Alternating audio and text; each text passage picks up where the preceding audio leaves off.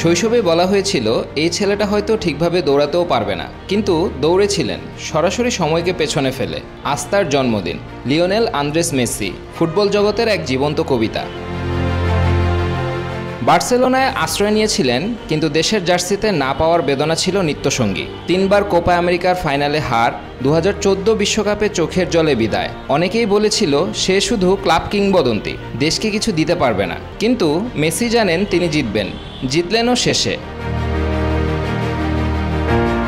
2021 সালে Copa America আর 2022 সালে বিশ্বকাপ জিতে মেসি শুধু ট্রফি নয়, জিতেছেন সব সংশয়, দিয়েছেন সব ব্যথার জবাব, আর কান্না বদলে দিয়েছেন গর্বে। মেসির জয় শুধু তার একার নয়, এটা সবার। যারা তার ব্যর্থতায় কেঁদেছে, তার সাফল্যে ভেসেছে।